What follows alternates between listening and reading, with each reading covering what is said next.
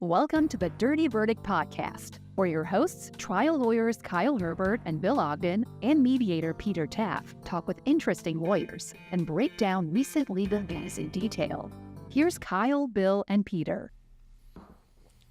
Ready? All right, welcome back to another edition of the Dirty Verdict Podcast. I am full-time mediator with Como Mediation, Peter Taff. I'm Kyle Herbert, full-time litigator, here with my two fantastic friends. I'm Bill Ogden. I am an aspiring teenage Olympic gymnast. Go ahead. Michael Wynne, just a lowly lawyer here in Houston. We picked him up. He was wandering the streets over here in River Oaks. We picked him up, brought him in. Michael Wynne, welcome. Glad to be here. We typically, we'll introduce you with a lot of fanfare, but Bill just kind of cut through that with his intro, kind of took all the spotlight. I'm sorry. I thought this was America. The problem is getting a uniform that fits him. Well, it is for now. That's right. So, Michael, thank you for joining us. Of course. As we talked about before, the three of us have a civil background, and so we are very fascinated by criminal lawyers and Lawyers that represent criminals. correct, yeah, criminal defense lawyers, Not criminal lawyer. and particularly, and I understand you're one of your areas of practice is the white collar criminal area. Yeah, I wish I could say I was similarly fascinated by civil mediators. It's a bit of a stretch. Hey, you couldn't have said it better. Haven't met Peter. One thing that is pretty uniform from our guests is that no one likes mediation or really mediators that much. Or they tell Peter, really, for that matter. No, I got a differing opinion on that. I'm quite fond of mediation. Past four of them have been resolved. There's some great mediators, and I'll give a plug to Andrew Tolchin right here. yeah, Oh, it's great. okay. Yeah, he's good. It's great. So, no, I do.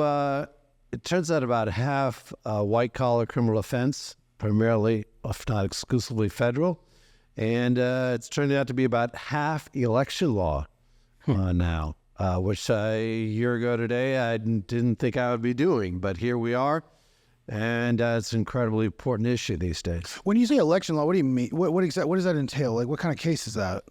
What it's turned out to be is on the defense, trying to bat down some of these challenges.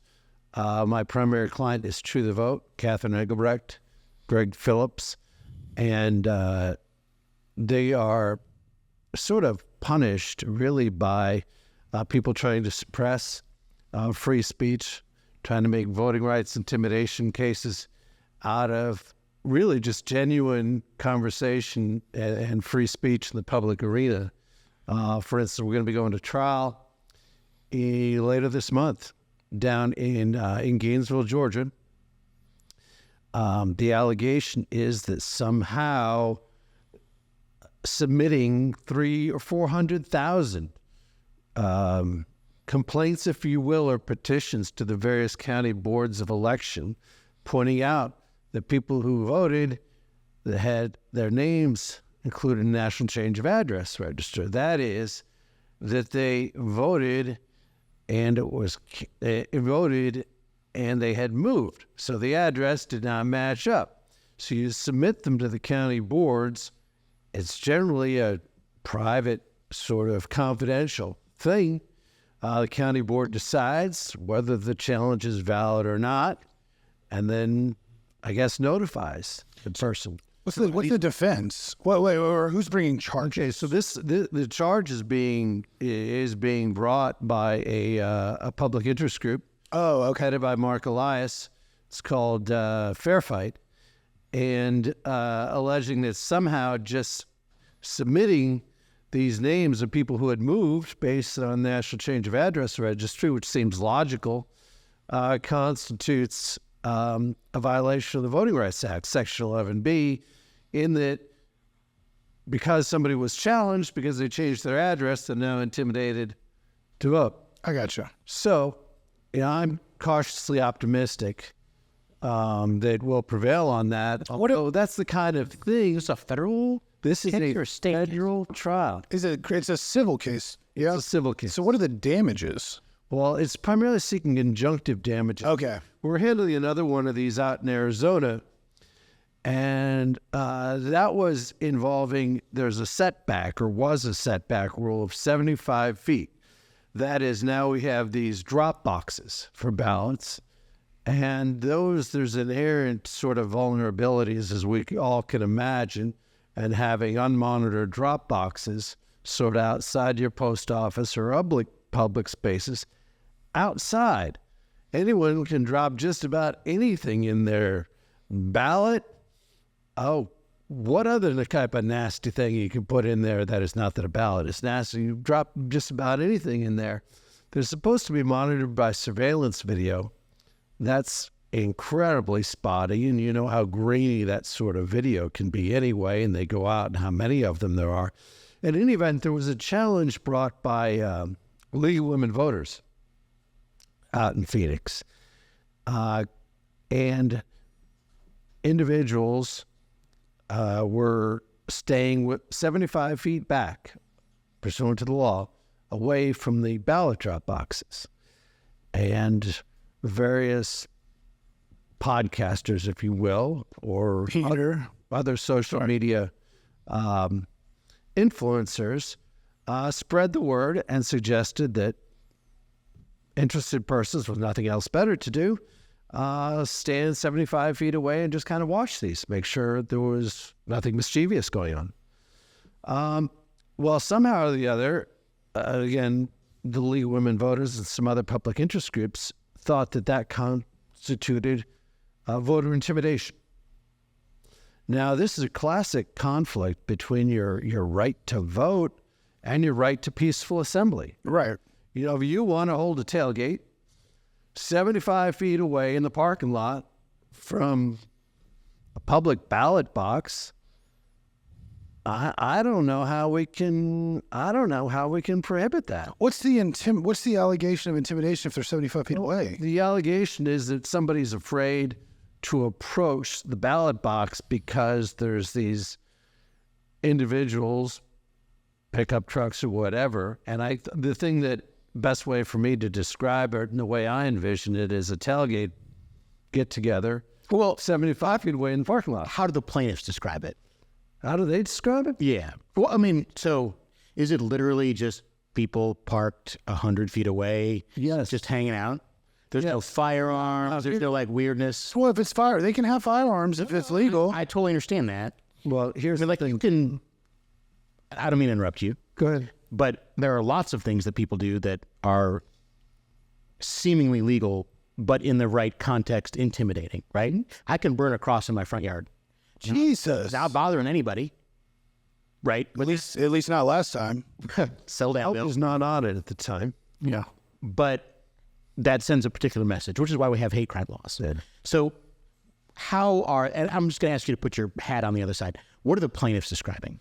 Okay, they're going to describe it as people in combat gear, with some type of weapon or other. And I'm not saying this happens. That's their allegation. That is now I got into the case. We managed to settle it, a confidential settlement, so I can't go too far along those lines. Which where they Pay money damages, or they agreed to refrain from doing so? Well, this is confidential. okay. Confidential settlement. That's fair. Yeah. Well, And I get it. I was trying to appreciate who was settling with who to release what claims. But yeah, I get it. but let me frame it a little bit. So the idea is that a state law in Arizona that there has to be a 75-foot kind of buffer Safe zone around there between the ballot box. where the drop-off ballot box Yeah, is. generally all of your election laws are going to be state. Now they're going to be challenged, on constitutional grounds in Section 11B of the Voting Rights Act, and then the Civil Rights Act of, I think it's 1871. And this is a block and tackling thing. Do the states go to the feds or the election commission and say, here's what we're going to do. We want to do a 75-foot law. Is that pass constitutional muster and they get some kind of advisory opinion, or do they just pass the law, do their thing? See how it goes.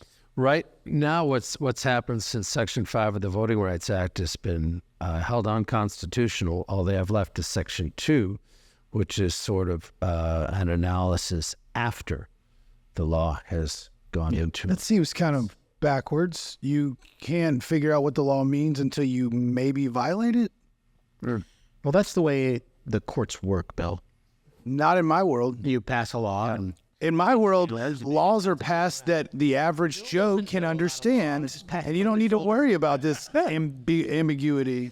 Ambiguity. I mean, we have some general constitutional guidelines, your Equal Protection, Due Process, Voting Rights Act, that are, I think, encompass or straightforward enough based on the case law the Supreme Court has handed down. That is a fairly good guide to just about every state legislature in, setting out laws. Now, beforehand, of course, I feel like you're way overestimating the typical state legislator. very. You ever been to Iowa? I've never been to Arkansas. I've done, unfortunately, a lot of work in Des Moines. So you can tell that their eyes are closer together than they. I'm quite fond of both states here. So, Michael, we jumped right into a bunch of heavy cases. Let me backtrack just a little bit. We want to know a little bit about you. Where'd you grow up? Syracuse, New York. Oh, burr. It's cold. I understand why you moved here. And let me just, before you get into he's going to ask you about your biographical background. I'll let you just keep going. And then once you hear his background, everything from the first 10 minutes of this will make a lot more sense. Okay. Okay. Fair to say. Syracuse, New York, home of Carmelo Anthony. Go ahead. And Donovan McNabb. Joe Morris, Larry Zonka, Ernie Davis. I was about to say those three. Jim Brown. Didn't Jim Brown play? Of course. And lacrosse and football. You love this. You love that you know that. Well, I'm a connoisseur of Jim Brown nostalgia. And Art Monk, too. Armand, I forget about that. And Mark Mangino, giant orange-shaped person. What made you go to, so where'd you go to school? I went to Bucknell, Bucknell. Okay. That's in Ohio. Pennsylvania. Okay. place. There, we don't really know states that well up there. The Northeast is a shopping mall. You can walk to pretty much like 9 states. And Minnesota to New Hampshire. It's It's a 30-minute walk. maple syrup. Yep. It's all syrup and molasses. Did you always want to get out of Syracuse? And I say this because I've had several friends, no joke, that went to Syracuse for grad school with like high expectations, and then they called me like that first spring, like usually like February or March, and they're like, I'm so sad. And they came out of hibernation. I'm so desperately, terribly sad from living in Syracuse. I've got to transfer someplace else. And not to disparage your hometown, God knows, I was born in Toledo, Ohio. I didn't know that. Wait, That's gross. what was Syracuse a great place to grow up? Or you like, I'm done with this place? Tell me the jam. Look, I didn't know anything different. My father was a professor at Syracuse for 30 years. And, I grew up in a loving family, loving community, knew nothing different. But certainly when I had the opportunity to move south to a larger metropolitan area, Where's Bucknell? did. Bucknell is in Lewisburg, Pennsylvania on the Susquehanna River, Oh, okay. about an hour to the east of State College. Home of Joe Paterno. Go ahead, Kyle. Did you work in a steel mill at some point in Pennsylvania? No, but both of my grandfathers worked underground. One in Brooklyn, the New York subway system, and the other was a union organizer and a manager in a coal mine down near West Virginia. Oh, what'd you study at Bucknell? I majored in economics. Did you work after that or go to grad school? I went straight to law school. Tell me about law school. What do you want to know? I went to Harvard Law School He's a Harvard Law. in '92. How was it? So you were about when I said everything's going to make sense when he was talking a lot of high level law stuff. You were like the real like reality show of the Paper Chase. Paper Chase. Paper Chase. Yeah, that came out in like 80. Wasn't that West Virginia? I don't remember. I watched it when I was at 1L Professor Kingsley 13, 14 years ago. Kingston. I had the professor on whom that character was modeled. How was he? He was great. Exactly. He was very difficult. Okay, I was gonna say Very difficult. terrible person, great teacher. The character had to be what he had to be for the drama, but So obviously, teacher. Harvard Law School has this place in the American zeitgeist. What was your experience like there? Was it as advertised, amazing, terrible? Camden. Did you meet JFK Jr.? Is he currently the president? Do you know one way or the other? JFK Jr. is not the president. I don't think he's going to be either. If he is, we have other problems. If he is, wow, an independent one. That's pretty shocking. I mean, you said JFK. You're talking about RFK. Oh, JFK JFK Jr. No, yeah, he passed away a few years ago, Colin. Yeah, plane crash. But anyways. Yep. Q. Might be president. I got you. Did you meet Mark Zuckerberg? No. The undergrad and the graduate school stay kind of separate. No, I got a great education, Harvard Law School. Can't say enough good about it. Although back then the facilities are not nearly as nice as they are now. You know, I think we were put through.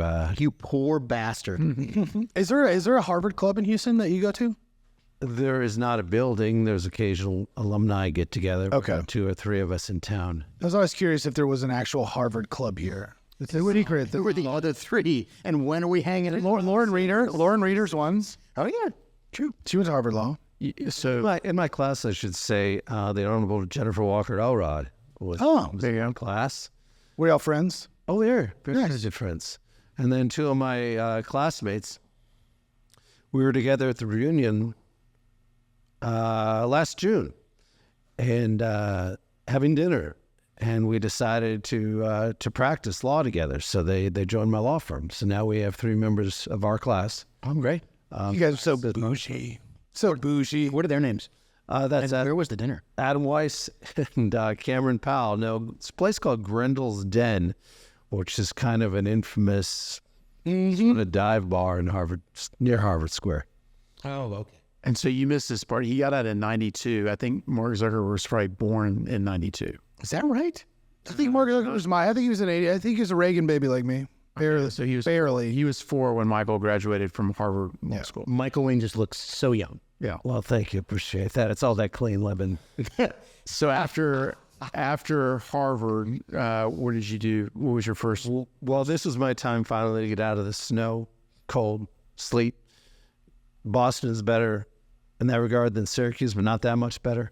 So I came down Slowly migrating. to Houston at the invitation of Richard Caldwell in January of 1990. In January, and it was really nice. Yeah, it was probably like 80 degrees. And so I thought, I'm going to give this a shot. I went to Dallas, looked at a few firms, went to Houston. You didn't have enough ribbed T-shirts for Dallas. Yeah, or like mesh shirts, mesh tank tops. I'll tell you, Dallas, I'd never really had any of them, but Makes sense. Neither did we. I grew up a Steelers fan, so Dallas was really not going to happen. But no, Houston's a very welcoming community. Thought I'd come here for summer, maybe for 2 years so after, move back. But as many people, it just worked out. Houston's been a great place to live. So that was Mayor Day, Caldwell, and Keaton at the time. It was. And so you law clerk there, and then I law clerked there, and then I tried Los Angeles the following summer, which was a great place to spend a summer. But then decided, in terms of life practice, to come to Houston. It's a fun place. Livable place. It's a fun place to visit. But everybody goes there that they leave eventually. talking about LA. Yeah. Yeah, and Houston, you're going to spend most of your time in an office building, anyway, as a first, second year associate. Well, afterwards. The air conditioning is a plus as well. Oh, yeah. Yeah. No, Houston was very welcoming, major sport teams, access. What year was this when you came to Houston? 1990. Oh, so you were like right there for Rudy Tomjanovich. Oh, yeah. Leading Hakeem and Clyde and everybody, the great 94, 95 when we won. Well, yeah, he was here for it. Leading up. Yeah. Leading up to that. Because you ultimately then took the formal job in 92 after you... 92. Yeah. Right. August 92. And What kind of work did you start doing? I worked in what they called then the public law section, representing public entities or people who had issues with the government.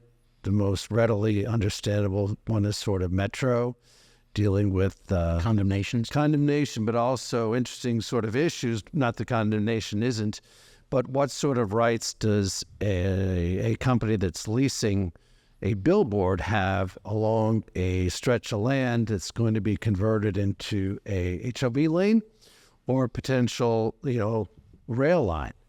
And so what vested rights or property rights, or were I remember now the San Jacinto River Authority after the 94 flood, everyone downstream, or many of them, sued for what's called inverse condemnation of taking under the Fifth Amendment based on the operation of the Conroe, San Jacinto River Dam.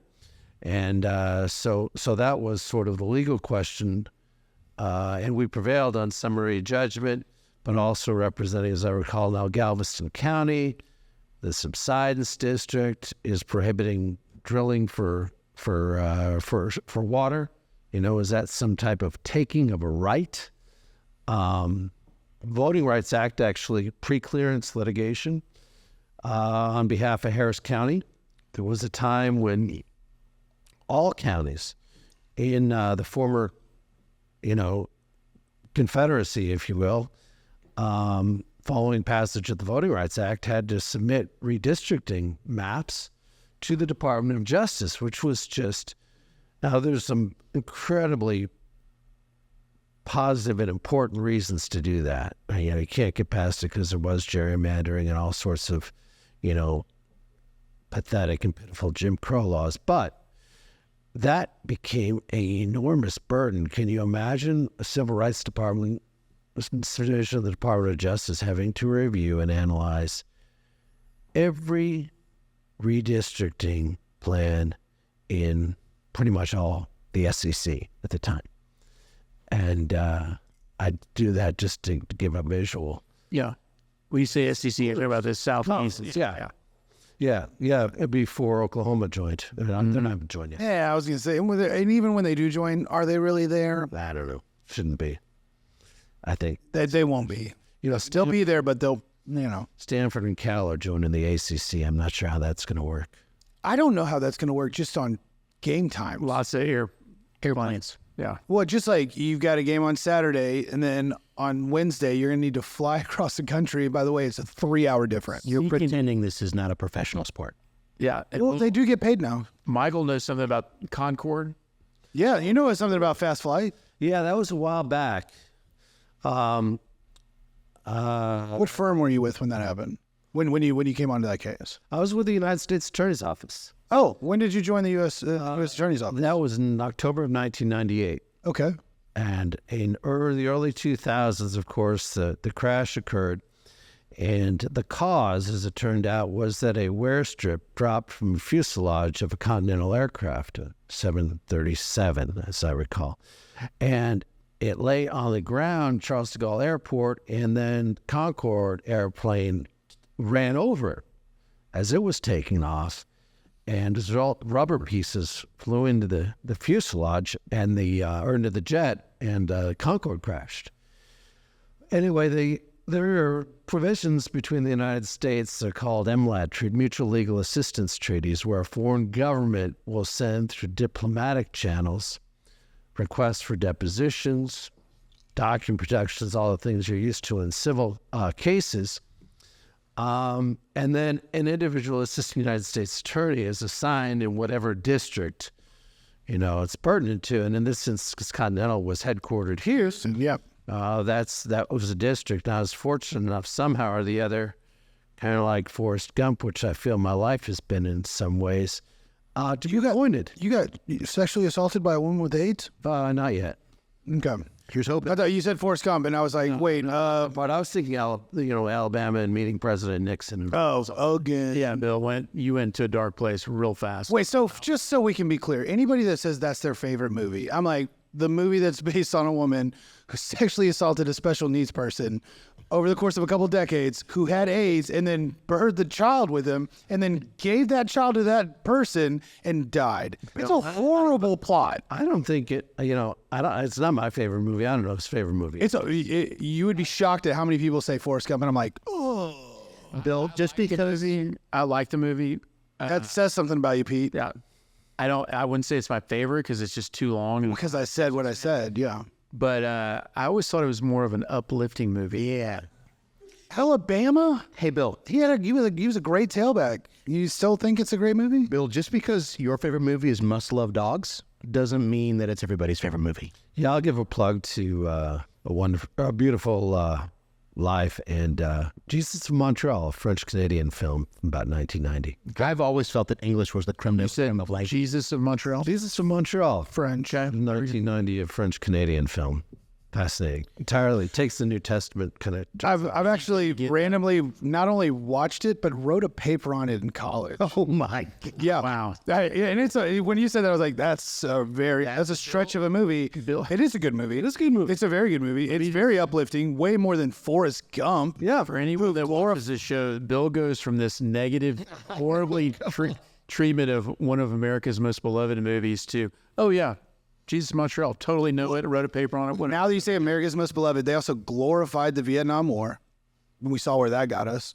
And then also somehow, the movie's got issues. You're pushing it. I mean, because you're going against Tom Hanks right now, and that's People will never accuse this podcast of not having range. yeah. We got a lot of range. We got a lot of range. We got range. When it comes to French Canadian noir, we've got it. This Concorde thing, I don't want to lose this because we have to frame this also for people that are a little younger than us. Yeah, the Concorde is a plane That was a supersonic plane that was the pride of the French government. And British Airways. And I suppose all I was familiar with is the French. I ended up taking the depositions of the top Continental executives at the time, as well as the mechanics who worked on that aircraft. So you represented the French government against Airbus. Against Continental. Against Continental. Okay. Well, here's the thing. I really approached that, and it was a learning experience, as looking at my job as an examination of a corporate citizen in this community. Sure. Right? And the French, they needed to do their thing and ask their questions and not try to tag our great corporate citizen and employer, which we all deeply miss now that we wait in lines at United. But I mean, Continental was a great airline, and so I had to walk that line. And the French standard, the criminal standard for criminal negligence, is much lower than it is in this country. Lower.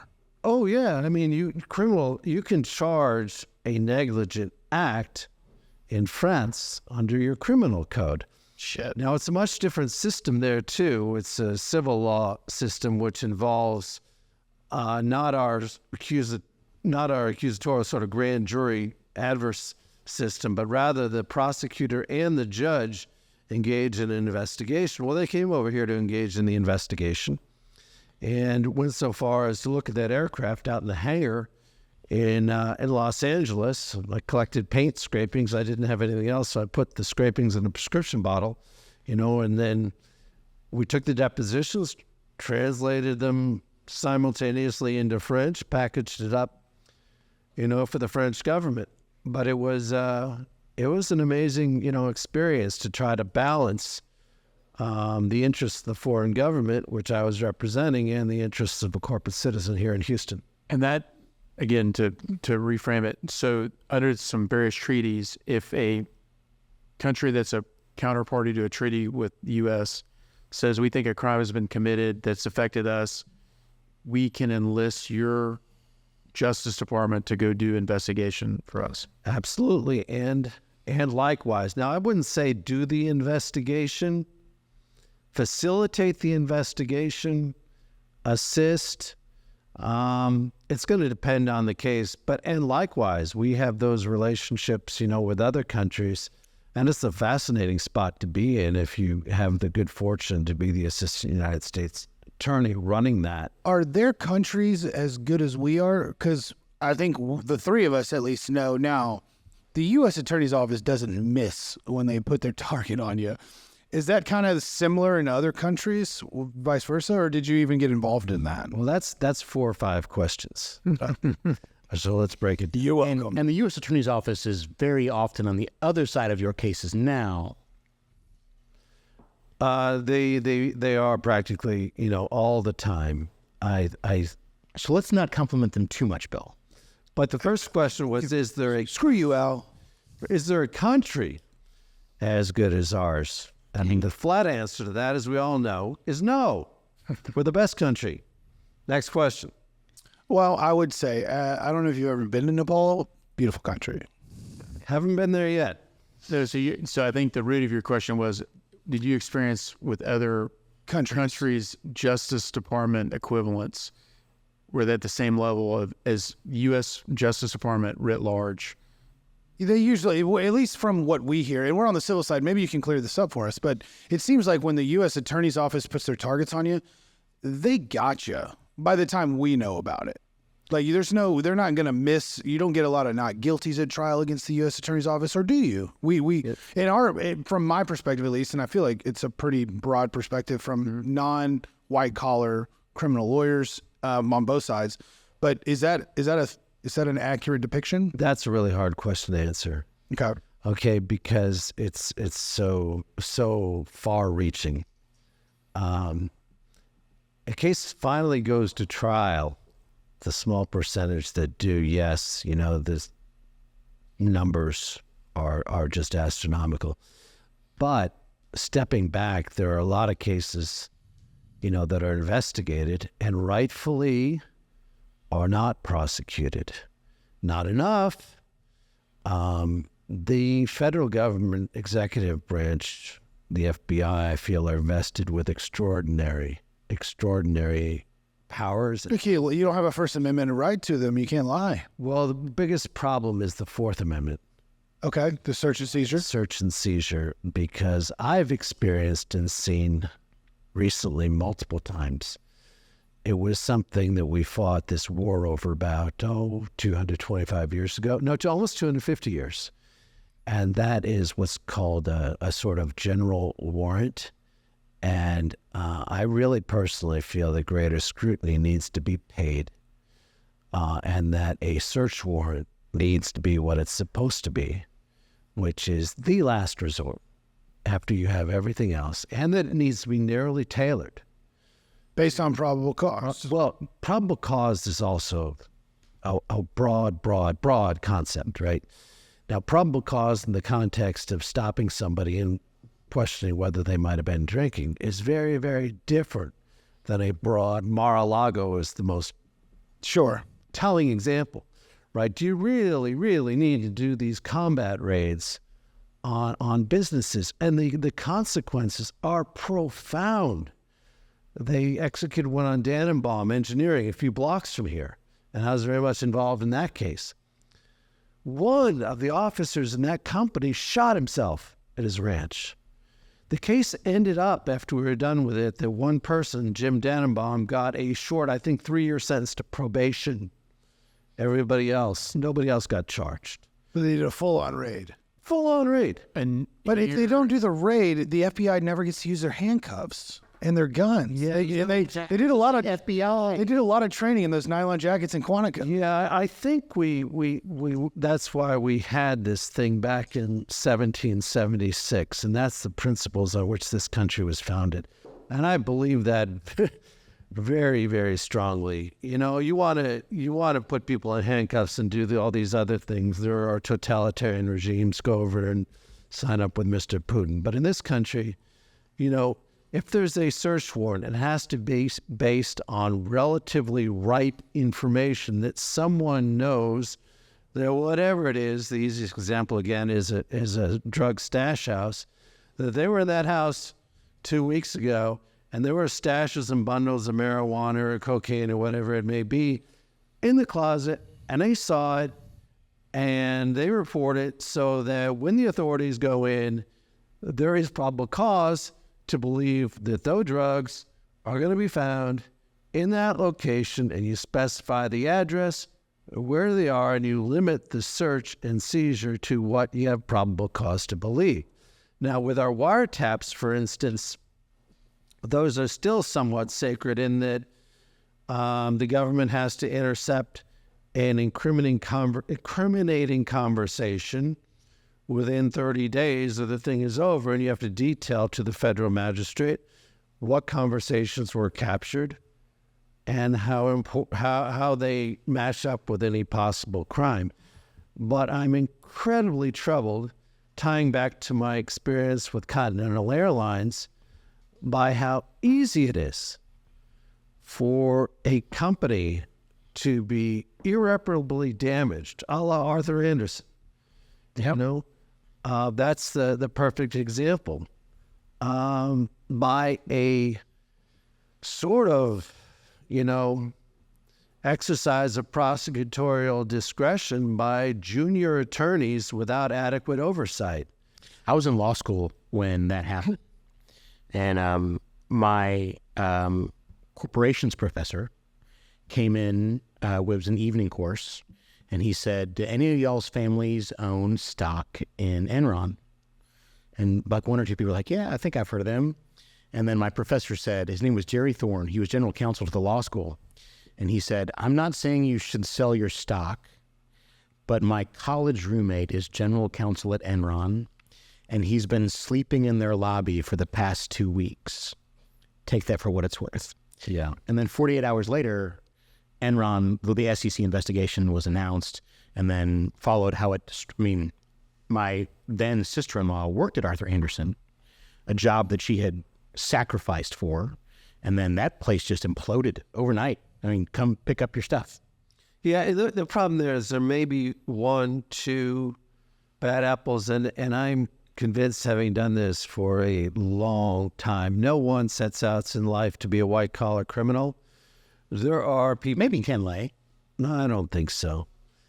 There are circumstances that come along in different pressures, and a lot of areas are... Maybe Bernie Madoff?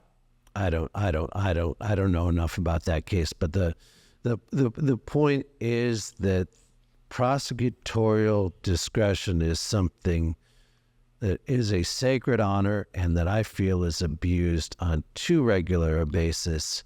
And yes, it leads to tremendous stats. And I think that law enforcement and DOJ and the FBI in particular are too focused on statistics and have this attitude toward winning and losing. A one-word verdict or a two-word verdict. A two-word verdict was frowned upon. I don't know how many times in office meetings when I was in the office. That's not the mentality. The mentality is to do justice and to do it correctly, not to win and lose, not to do a bunch of immigration cases along the border to jack your numbers up and be able to say, okay, we win 99% of our cases, when most of them are illegal reentry following deportation for some type of felony. Which is already a gimme. Yes, slam dunk. That's a gimme, right? And so that contributes to the numbers you're quoting. Now, the cases that are actually hotly contested, where there really is a fight, I'd be interested in seeing those numbers. Does anybody have those numbers? Oh, I'm not sure. I'll also tell you that I feel that the federal rules of evidence are also weighted in various ways toward the prosecution, including some of the definitions of hearsay under 801, but probably too much to get into. I want to podcast. No, I think the warrant thing is very interesting, because again, I told you offline, we're civil lawyers that have watched a lot of Law and Order, and so the questions are going to come from that space. But you typically see the warrant is obtained, it's ex parte, meaning it's just the prosecutor with some witness, usually an officer. No chance on a defendant to defend themselves. And they say, we need this right now or else there's going to be some travesty. Is there any oversight to that, or is that purely... Yeah, let me go through this, and I'm going to steer absolutely clear of anything having to do with our Attorney General. This is based on my experience in other matters, including... State Attorney General Kim Paxton or Merrick Garland? State Attorney General. Okay. As you know, I was mentioned during those proceedings, and so these comments have absolutely... I saw that. Yeah, have nothing to do with that. Sure. Generally speaking. Generally is what I experienced, including going into U.S. Magistrates' chambers back when I was an assistant U.S. attorney, is that an agent will come from Homeland Security, most likely FBI. Now, DEA are the somewhat easier cases, based on my example earlier, and prepare an affidavit for a search warrant and a form search warrant application. They're supposed to have identified the location and what they think is at that location. That's Exhibit A and Exhibit B to the search warrant application, supported by an affidavit setting out what the law enforcement agency expects to find where. So the first level of review is by the assigned assistant United States attorney. Now, if the system works well, that assistant United States attorney first is supposed to read the thing, edit it, put it into English, at least third-grade English. And I say that facetiously, but also to study it and make sure that analytically it supports a search warrant that is going to deprive a citizen of the United States of their constitutional rights and the right to privacy. That's the first level. And then once it's approved, and I don't think it's good unless it's gone through 2 rounds. And the agents are pretty darn mad when I, as an assistant U.S. attorney, used to mark it up. How does this logically lead to this, logically lead to this? And our can't just say attorneys can't just say Bill's house morphine. No. And You can. Not with a warrant. Here's the thing: is the cases we're talking about are much more important in terms of how they affect the public. Not that any case isn't to an individual, but that's the first level. And then once it's been approved at that level, then the agent goes into the chambers of the United States magistrate, or they're supposed to. I don't know how it's done with this electronic age, and sits down with the magistrate, and the magistrate, Calvin Botley, was the best at this, and reads it, and Mary Malloy as well. I don't know if either of them are listening, and my hat's off to you if you are, and study it and mark it up and tell Mr. Agent, you got to go back. Oh, there's this emergency, the world's going to end. I don't care. You got to go back. Now, I don't think that happens anymore. So let me I ask don't think it happens. Do you feel like a magistrate just signs off more often than not? Yeah. And I've seen that over and over and over again in cases unrelated to the one that's most prominent in the state right now. What's the one most prominent in the state? Actually, I'm not going to go into that. So let me ask a question. You are speaking along the lines of a question that I posed to Judge Kelly Johnson a couple of months ago, where I said, "Can I trust the police?" And she said, "Maybe not." She's a criminal judge. But here's my question. And she may disagree with your characterization. But Oh, she has to. yeah. Nah, she won't. She likes it. But we had a very prominent no-knock warrant case here in Houston a couple of years ago. Oh, yeah. So Still ongoing. still ongoing. How do you feel about the U.S. Attorney's Office, the Department of Justice, policing local police warrants? Because it seems like they play an important role, because these no-knock warrants seem to be really abused. Agreed. And it seems like it's an important role for the federal government to play to police the police. Do you agree with that? Look, someone has to police the police. Under the system structure of the world as we have it, the country as we have it, a lot falls to the federal government. Frankly, we don't have any other entity structure to do it. So, yeah, and I spent a fair amount of time as an assistant United States attorney on the Mexican border.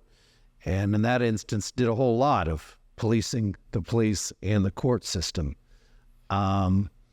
It falls to it. Is it sort of the ideal sort of guardian?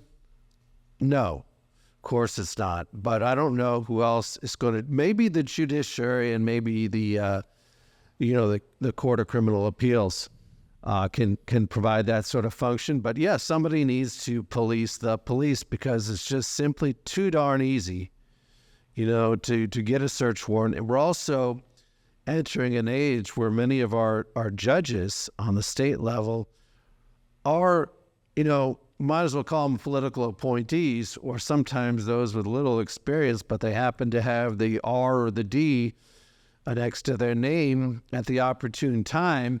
And then you have to make consequential decisions. To be fair, I don't know that that's a new development in our particular system of government. That's been going on for a long time. Sure it is. I think it's become far more pronounced now in your social media age, and where it's don't get me started on sort of the Fox News versus CNN and whether any of this is really news. I put the BBC or Al Jazeera on. I don't disagree with that. So this is interesting to me because we never know where these are going to go. The warrant thing is interesting because you have a lot of people that are law and order, like, yeah, and I mean law and order people, like, let's put all those criminals away. They're bad. Give the police every bit of, and the prosecutors. Back the blue. You don't back the blue, Pete? Of course, give them all the power. He hates it. Which is, yeah, that's like, that's kind of normal. Like I said, Every group's got a red, got a blue lid. except when your company or your house gets served with the warrant and they come in with the handcuffs and the vests and everything and take everything out. And so for y'all's corollary as civil lawyers, it's the same thing as I hear from y'all a lot, which is people are tort reformers and every lawsuit is BS and no one's really hurt until, of course, what happens? Until their daughter or their kid, They get hurt. Yep. It's the same thing that I'm hearing, like kind of what Michael's talking about, which is, yeah, everyone likes that, but there's a real potential for abuse if the discretion is not used. Well, if the oversight is not. Yeah, it's gonna be abused. I mean, you've got real people holding these jobs, and you know, the only way I saw in the United States Attorney's Office, it really troubled me. You know, after a certain period of time, prosecutors are given the equivalent of tenure. Now, for some, that means that they can retire in place. Not do a damn thing. Does that have like a name? Or is it just you've been there a while? It's kind of a That's my source. It's like, ouch, who's on my hair? You know, My father was a tenured professor, right? So that's the closest analogy I can give. Is tenure there? That is that you cannot, the U.S. attorney cannot tell you whether to prosecute or not prosecute a case. All right, otherwise you can have abuse based on the political appointee, which is the reason for the tenure, like academic freedom. With that sort of structure and system, the only way for somebody with ambition in the U.S. Attorney's Office to move up into a leadership rank or to gain the kind of exposure and experience that they may need to go into private practice is to take on that challenging case and to try to bring it. Your person who doesn't have that sort of ambition is going to be comfortable 9 to 5. But somebody who wants to do something is going to be out there, and sometimes they go too far out on that limb. And once they're out on that limb, right, that's when they can get in trouble, right? Because if something goes wrong, you're jeopardizing your own sort of tenure system and your own safety and sometimes your own career. There's a lot of things that a prosecutor can do improperly, often unintentionally. The classic example is withholding what's called Brady material or exculpatory material, sometimes accidentally, where the prosecutor didn't even know about it because the agent didn't know about it, didn't tell him about it. Is it even when the agent didn't tell you or agent didn't know, that's not an excuse, right? No, it's not an excuse. Okay. But also imagine putting yourself in that spot, getting ready for a high profile media trial and the day or night before, the week before, oh God, I didn't turn that over. Right? So they're put in that difficult spot where that's how Bill makes his living. Okay. Burying evidence. And the opposite. That's a tough. Giving to me the last second point. Tough place for a prosecutor to be in, and I experienced something somewhat like that, where I had gotten a description from the head of the computer division of the FBI here locally, the head honcho, about how a system worked for the distribution of child pornography, and it was supposed to be such that if someone signed up on this group, they would automatically get their daily allotment of this filth. But it turned out that although it was still criminal, that it didn't quite work the way that the FBI said it worked. And I figured this out on my own, not by going on the site. Just as a defense attorney? No, as an assistant United States attorney. Okay. When 4,000 search warrants are about to be executed throughout the United States. Right, so what in the world do you do? The Attorney General of the United States, I think it was Ashcroft at that time, John Ashcroft has a press conference set for 10 o'clock in the morning to announce your case. All right, so what do you, as a 32, 33-year-old attorney, do? You tell those people, quit driving to Waco. Or you call John Ashcroft on the phone, say, stand down. Say, hey, Jay. Goodbye, career. You just call and you say, hey, J-Bone, press conference isn't a good idea. Now, I was in another situation where the White House counsel, but I was in private practice, told me to stand down. And I said, but I was all old enough along, to be able to say, no, sorry, ain't going to do it. But that is an example of the situations where there is just so much power, and you have competing incentives where you have the personal interests of the young or ambitious prosecutor competing against the constitutional right of the accused. And people are people, and they're going to protect number one, even if they're vested with the power and glory of the United States. And that's a big problem. I want to ask you some questions, not about cases, but more about kind of some of your volunteer work. You and I met, I think, initially when I was on the State Bar Grievance and Ethics Committee, and you were one of the State Bar Board Directors. Right.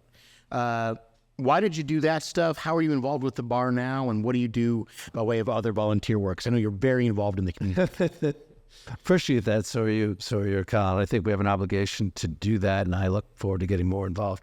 No, the State Bar is self-governing, and that means that unlike, say, other licensed professionals in the State Bar sort of runs itself without state interference, which I believe in strongly for just about every profession. We'll leave that there. But it serves as a legislative body.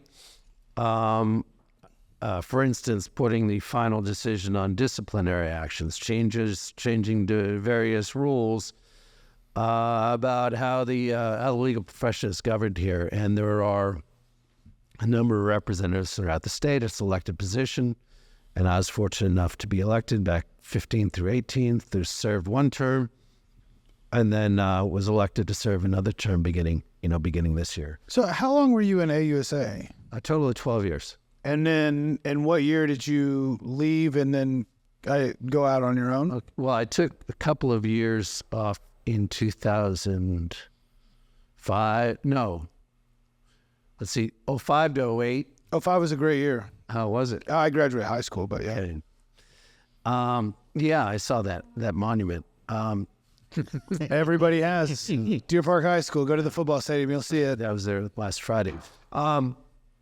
No, I left to work with what was then Yetter Warden in commercial litigation. That was when Enron was going on. That was. Did you work on that? Oh, yeah. Okay. I did.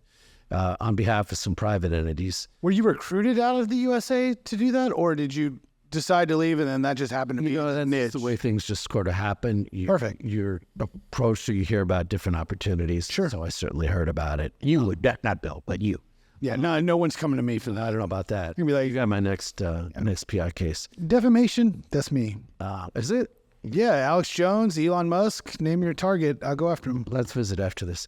And then I went back to the U.S. Attorney's Office for another 5 years, and then I was recruited out to McDermott, Will and Emery, the international firm. Yep.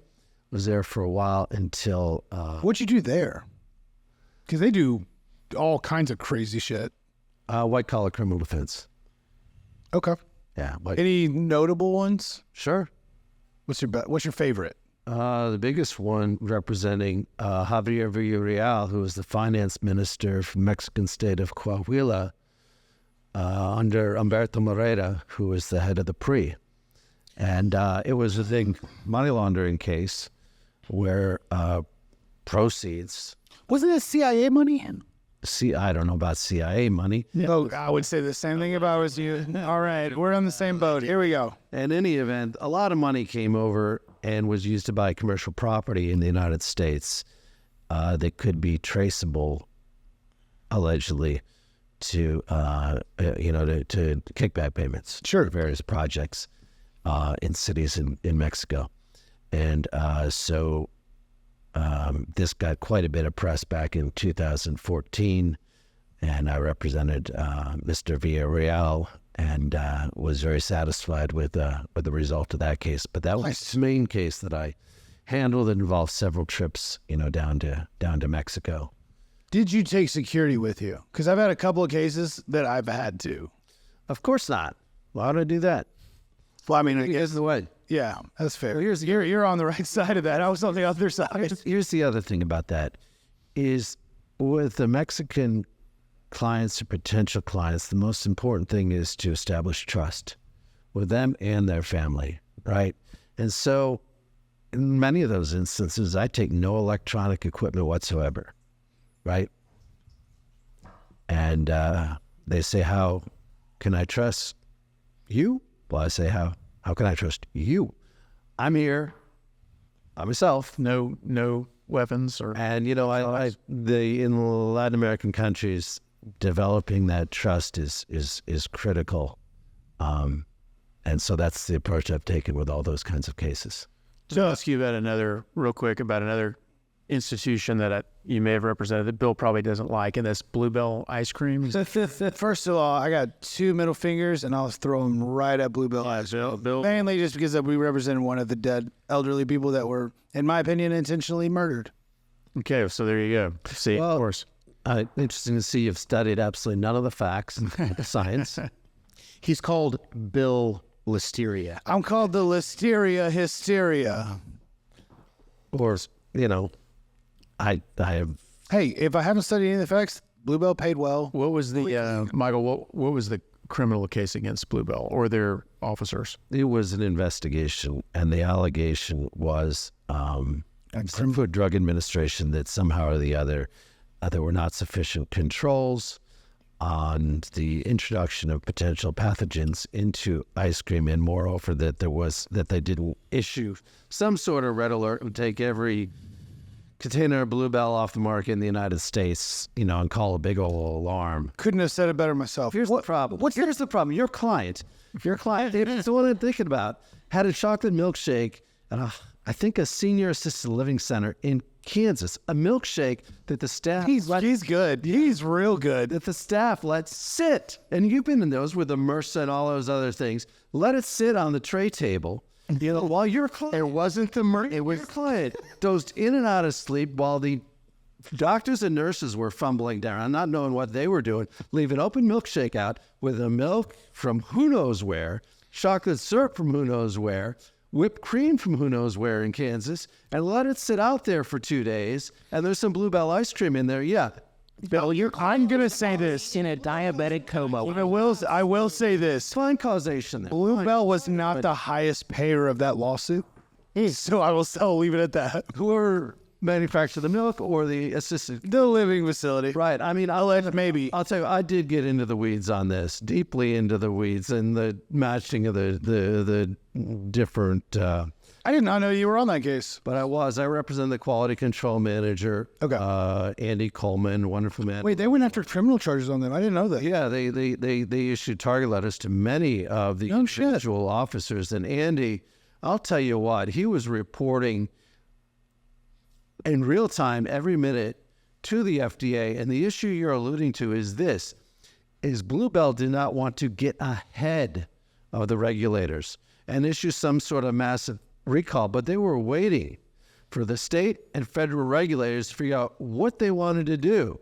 And then Bluebell was ready to follow it.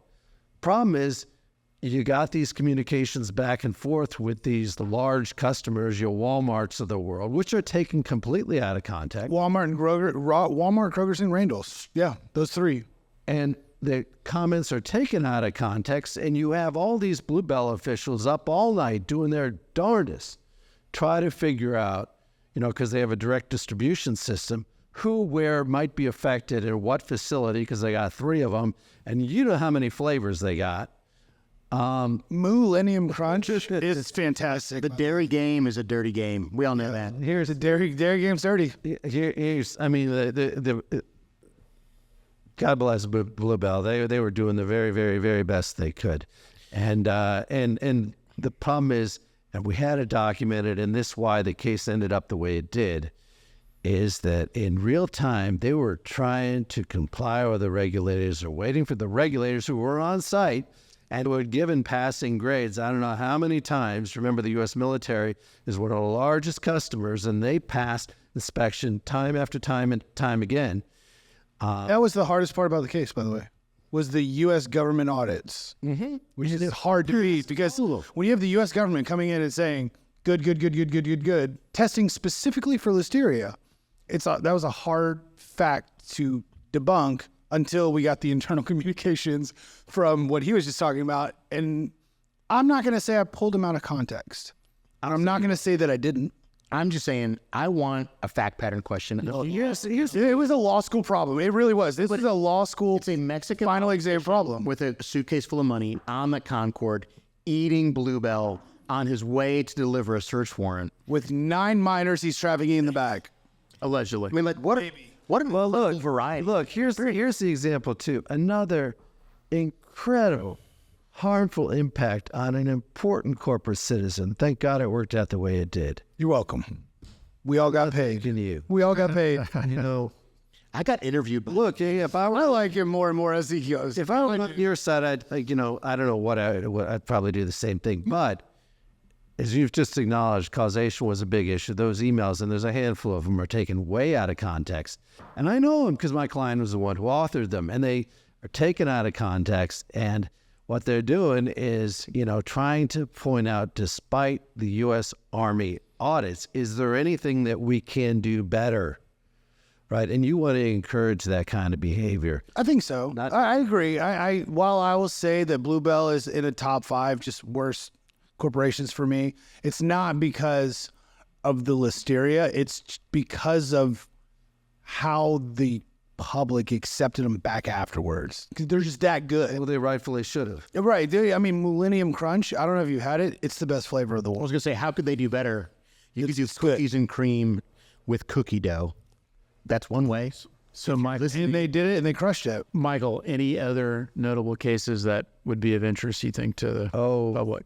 Oh, plenty. Although they're not all coming to mind, right now. So one of the most important ones that I've had in the past year was the Connick versus True the Vote matter about a year ago here, where a civil case where the plaintiff, who stores data and operates a lot of sort of systems for various large municipalities around the country, they store some of their data in China. Now you can argue about how much and how significant, how meaningful any of that is, or whether that has any bearing or can be manipulated whatsoever. Let's leave that aside. But there was an allegation that my clients said some things about that. Again, free speech, public opinion. Connick files this lawsuit for defamation. Whatever here gets a preliminary injunction In Texas? Yes. What year is this? This was last November. Did y'all use the TCPA? The Texas anti-slap statute? No, they got the preliminary injunction, right? And because this is a federal case, it was moving far, far, far too quickly to look at anything like that. Okay. I got in after the first hearing. In fact, I came into the case October 26th of 2022. We go to a hearing before Judge Hoyt, and this is the frenzy right before the midterm elections. And this is how heated the national debate has become, is that they were forced to take the stand. And you have, before any answers filed in federal court, you have the federal judge conducting a deposition of my clients. Where he's crossing them. He's crossing them.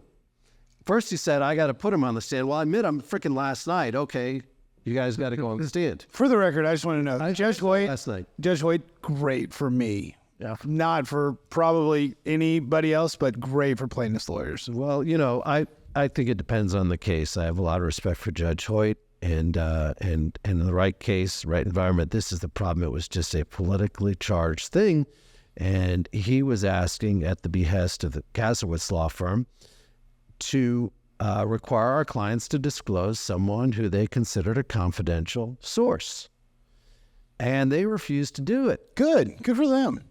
And I think so too. Well, he ordered them to be imprisoned. Good. I tell them, put their hands behind your back and go. Imprisoned, and they said, fine. Yeah. Good Americans, we're not going to reveal our source. So I love that. Michael, your client was a media type organization that had said that these guys are storing data No. It's a little bit more involved, than that. The clients are a public interest organization, True the Vote, that does a lot of sort of political advocacy, I think is the best way to describe it. And they depend on people coming to them to provide information without attribution. That's fair. And so depending on what they say. Nah, it's fair across the board. And so They're a news agency at that point. So they should get the same protection. I mean, still, they put on podcasts just like this. And you can imagine... Without Peter, he's always taking stuff away. Michael, you can imagine a federal judge saying, reveal your sources. They say no. Federal judge orders them to prison for civil contempt before they even file an answer in the federal litigation. That's odd. That's Rod. Well, we took the Fifth Circuit and got took him on mandamus, got it turned around in a week. Was it? Oh, in a week? But In a week. Oh, that's a real quick one. In a week, but I'll Still, tell he you. had to work out and gets 3 free meals during that. Yeah, he came out and he was in great shape. It wasn't anything like that. It was essentially solitary confinement up in Conroe, and that I think it's the Charlie facility. It was not pleasant. Bill's been there. I have been there, not as an inmate, unfortunately. Yeah. But everybody's got a bucket list. Yeah. Anyway, that's the most interesting experience I've had, and a great deal of joy with the Fifth Circuit. What's the cufflink? Cufflink. Yeah, you got a shield on there. It's a coat of arms from a family of a great uncle of mine. What the family name is and who they are, I couldn't tell you. I dig that. And the lapel pin. Lapel pin is rotary. Oh, okay. And Every day. so you are the vice president? I'm the vice president of the downtown Houston Rotary. Okay. That's right. So that's not a pledge pin? He's not a pledge. He hazes people. He's not a hazy. He's a hazer. No, it's a Rotary, which is another organization I'm quite fond of. Well, this was This was the most interesting one for me. I nerded out a lot. I got a lot more questions, but I feel like we're kind of running out of time. Well, I was going to say, Michael, have you ever served as a law professor before? You should. I mean, I was going to say you should. Yeah, you come off very scholar. I would. You would. If you're saying could be total bullshit, I still believe it. Yeah, I'm buying it. I'm buying it. We're going to ask for CLE credit for this one. You should. You come off very inspiring in a way that it is. You take a look at the law in a way that a lot of people wouldn't. And going into this, I would have probably vehemently been against a lot of what you said. But the way you put it out there, I didn't hate it. Michael, before we let you go, you were on the witness list for the Paxson impeachment. Correct. Yeah, we got to talk about it. And I don't want to, obviously, client confidentiality and your duty to your client limits a lot of what you're allowed to say, and I totally understand and respect that. But I was wondering if we could just kind of roll it out there. What you can say. What was your role in that? How do you feel about how it turned out, if you can even talk about that? I'm just curious what your take was on the entire process. And I asked that because we've had at least 3 guests on here who were kind of directly involved in it. Yep. Mr. Busby, Mr. Schaefer. and Schaefer, and now you. So What did Kent Schaefer do? he's the special prosecutor for the county. Yeah, he was appointed. That's right. Yeah. That's right, for the Collin County thing. Kenny S. I wasn't thinking about the Collin County thing. No, Kent's a phenomenal lawyer. What was my role? I represented Nate Paul, Uncle Nate. and I began representing him in January of 2020, 4 or 5 months after the search warrants were executed, and I represented him in a number of matters to probably May of 2021. All right, so you're not going to represent him moving into November? Moving into November. Since 21, he's been out. Okay. Since May of That's what I was asking you, but you're out. I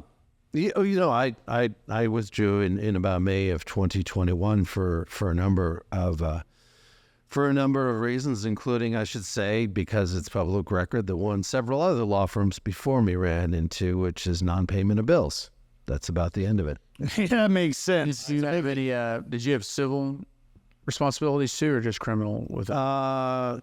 Well, it was it initially was a criminal, although there are several civil law specialists in my law partners, I should say, and I have some civil law experience as well. So we did represent World Class and Mr. Paul in some civil matters. And there was multiple bankruptcies, entities in bankruptcy, Great Value Storage, all the different entities that operated properties. I mean, there's all kinds of legal stuff going on besides the criminal.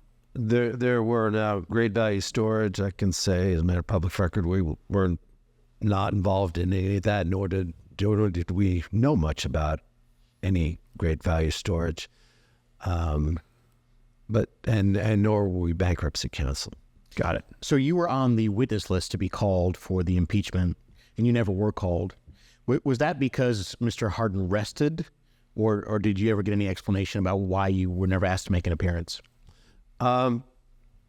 Let's see. First, I'm grateful I didn't have to make that trip over to Austin, take a couple of days out of my schedule. But I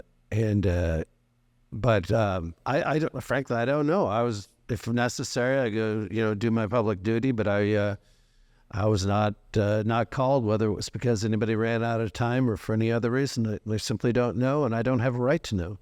Well, if you were called, yeah, I mean, I assume 99% of the questions would be attorney-client privilege, yeah?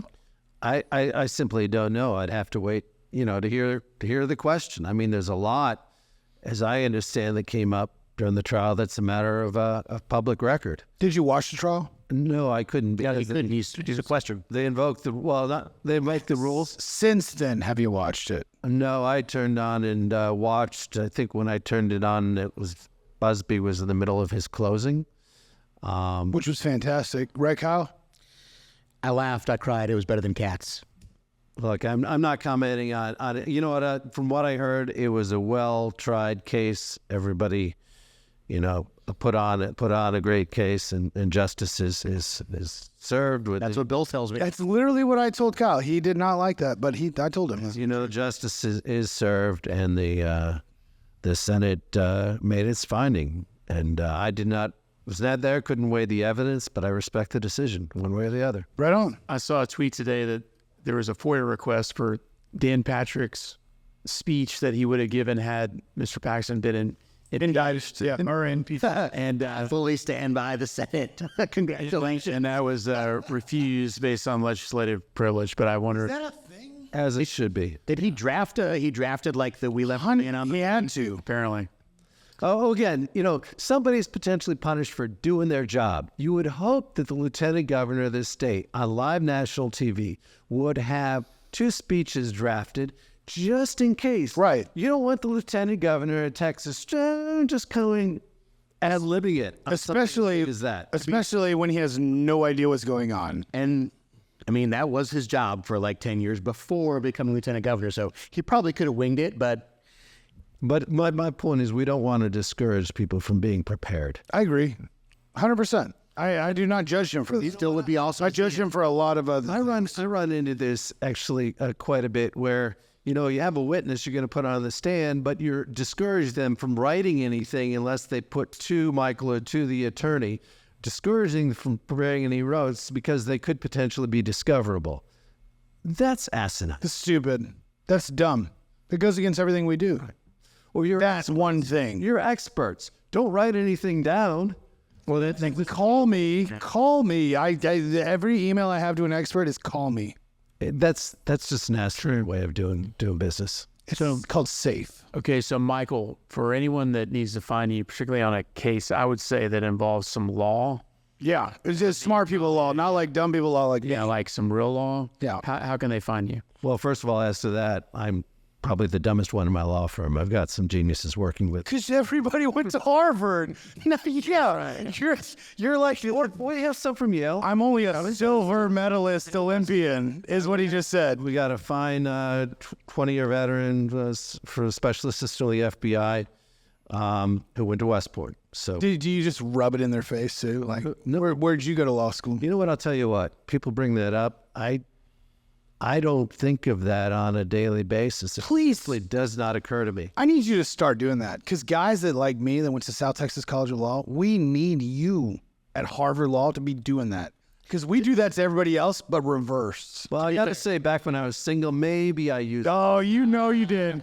Oh, hey, how's it going? Can I buy you a drink? By the way, Harvard Law. To be fair, South Texas College of Law is the Harvard of downtown Houston. I keep telling people that, and they're like, nope, it's not. It's U of H. And I'm like, yeah, have you ever met anybody from U of H? U of H being downtown. We're not. You know what? I got third ward. Yeah, you're outside the loop. We're the Harvard of third ward. You're outside the loop. You're the suburban Harvard.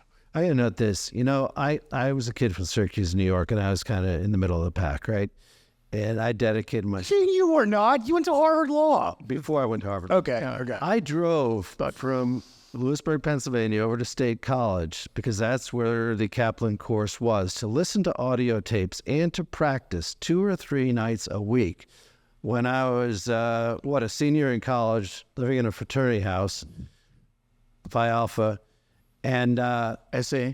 Yeah, SA. and but I figured, you know, if it's possible to score get near a perfect score on the LSAT, then it's possible for me to do it. But you got to sacrifice to do that. And so, if perchance anybody is listening, you know, in this entitlement generation, It's so true. So true, though. to, you know, if you want to do something, and devoted to it, you have to put the work in. And I made that drive in the snow, I don't know how many times, to sit in a room by myself and listen to tapes and practice and practice and practice, and then sit in the room where I was going to take the test, not stay in the fraternity house the night before, go in and perform far better than I did on a practice exam. Do you still know? What you have to do. Do you still know your LSAT score? I'm not going to say that. Yeah, I mean, we all know that it's over 175. Well, I'll say, Michael, That was not the scale when he took it. The point is just No, you don't know what the scale was. Like, area, athletics, whatever it is. I mean, if you want to do it, you can do it, but you got to put the work in. I tell them the exact same thing when they say they want to go to law school and my grades aren't great, whatever.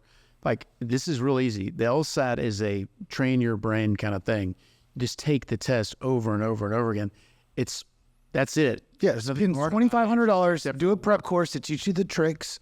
Yeah. And then work hard. You have to do what Michael said. You got to take the test over and over, and you train your brain. It sucks, but and then this what you have to do. I took everyone back to 1973, and they offer it, 4 times a year? yeah, that's what Busby did on at the MPRE, and he got the top score. And Of course, The MPO. no, the Not the MPO. the multi-state MB, the MB, I don't know anybody that brags. which now has con law and CIPRO on it. but It's he different than we had it. he took he's like you. He went back to 1980, 91 or whatever it was, and every test he didn't even have to think. He just knew the answer intrinsically because it was wired in his brain. I recently ran to a lawyer who went to Yale, and she was bragging about Yale. And I looked at her. I'd never met her before. She looked maybe 10 years younger than me. And I said, couldn't get into Harvard, huh? She goes, did you go to Harvard? And I said, no, but my friend Michael Wynne did. There we go. I'm going to say that from now on. I actually question this. Yale was one of the first schools I got into, right? And I went up there, but it was a dreary day, and New Haven's kind of gray as opposed to Cambridge, which is lively. And come the end of the first semester at Harvard, you know, Harvard had pass-fail and Harvard has very, very strict grades, and extraordinarily competitive. Yale was pass-fail, and I don't know how many times I said, you know what? Yale would have been great. Yale would have been just great, right? I have one question, which is going to piss me off, whatever your answer is. But what was your safe school? University of Virginia. Which is a top 10 law school, by the way. Now, I don't know what it was in 1990, but that It was a top 10 then. yeah. Okay, thank you. Yeah, so you had to. Okay, I hate you even more now. So we're good. This has gone way long, but you were like kind of special. The three of our brains before they explode from. Yeah, I don't have this capacity. We should probably cut this off. I got to go help my second grader with their homework right now. Yeah, I got a third grader with that. Of the history of the world last night, we're working on. The one that's like 17 feet long? No, it's a book. We're working on the refoundation of the Israeli state in 1948. Where the fuck does your time out? Where does your 9-year-old or 8-year-old go to school? She's 7, and she goes to Second Baptist School. Okay, so my son's about to go to second. She's in 11th grade. My son's about to go to Second Baptist because he's not doing that at his school. Let me just say, Everyone, I want her to, do the things I don't have not had an opportunity to do. Which are very few at this point, if we can agree. when I was at UT, I dated several girls that went to Second Baptist. I guess that's as close as I'll ever get. Well, Michael, I really appreciate you coming on. Thank you so much. We will end this special edition of the Dirty Verdict podcast. Thanks for joining us. We'll see you next week. Okay. Thanks, Mike. Thanks for joining us this week. Don't forget to subscribe to the show on iTunes, Spotify, or wherever you get your podcasts. You can also visit our website at www.dirtyverdict.com. If you are interested in coming on as a guest or have a story idea, please email us at story@dirtyverdict.com.